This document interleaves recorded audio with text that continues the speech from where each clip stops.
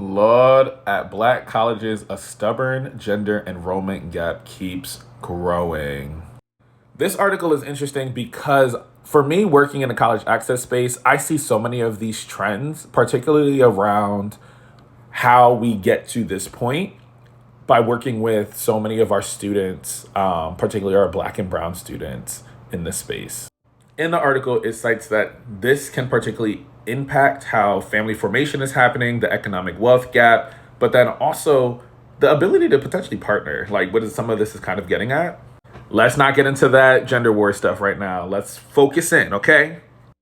The reality is also closing the economic gap is imperative to ensuring that black men are actually going to college and attaining these degrees in order to get the jobs, in order to sustain family formation or whatever that thing looks like. So there is a very close and clear correlation of the black population's economic mobility and how to close that gap. It does center black men in this kind of space, right? And this is important because I'm noticing by working with high school students in order to get them inspired to go to college, the conversation around college is always like, I don't know if college is for me, X, Y, and Z. And I am always so quick to say, yes, there are other options. And why are you nervous about going to college? And when I tell you the majority of the reasons that some young boys are particularly scared to go to college is because, one, they feel like they're going to be a failure. They feel like they need to do something that feels masculine, but they also don't want to experience social isolation. Because the reality is, when I go out to these spaces and do recruitment events, we have to do small group spaces because black boys, if they were to express a desire to want to go to college and pursue education, they are made fun of.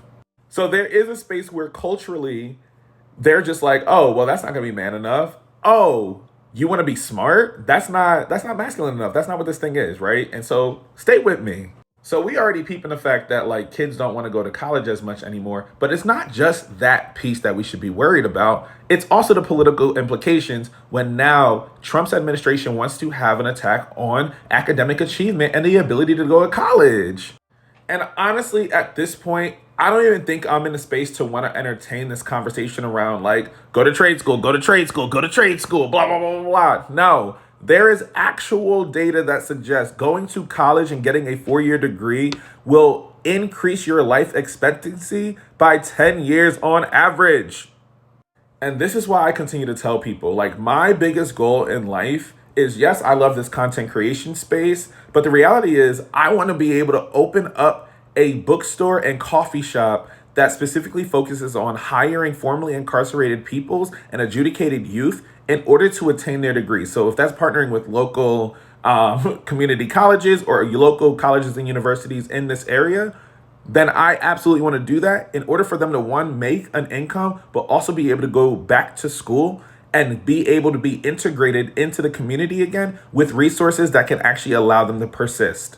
And I understand there are spaces where people are like, nah, like I don't want to hire anybody who is a convicted felon, blah, blah, blah, blah. However, we need to continue to push against that piece because culturally, our community is going to continue to get left behind.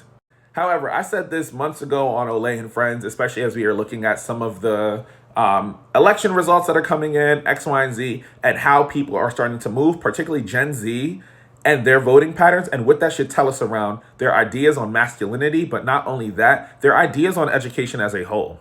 And so, yes, part of this was me observing some of like their findings within this article, and I encourage everybody to go do the reading if you have access to the New York Times article. But there are some things that you can do today in order to ensure that you can inspire a black boy to want to go to college. One, please use college-bound language with your children. Let them know that it is a possibility, but understand that it may take a communal effort if we are scared around the economic implications of going to college and getting into debt. Two, try to get them into some college access programs, whether that's a college prep school or a space like an Upward Bound or a TRIO program or some of the different programs that may be offered within the city, and encourage them not only that, but encourage them to become leaders of an organization, whether that can be a church, whether that's something in school, whatever that is, because it helps increase their chances of being able to go to college. But more particularly when we're talking around black boys, make sure there's a much more vested interest in their education. Ensuring that black boys want to be able to go to school, letting them know that learning is an iterative process, making sure that they understand that because you get something wrong, that does not mean you're bad at school. Because too many times when we enter these educational spaces, Black boys feel like the world is against them. They feel like they have to be the man of the house. They feel like they have to do something that does not signal that they are a failure. But again, that requires a vested interest in community and ensuring that we are providing as much resources and accountability as possible for our Black boys. Coddling our Black boys is not what's going to get them their degrees. Now, we can do something to ensure that they are safe in community and their learning is safe. However, if we want to think around what is going on with this gender enrollment gap, we need to make sure that we can make college as accessible as possible and really start investing in each other and investing in Black boys as soon as possible.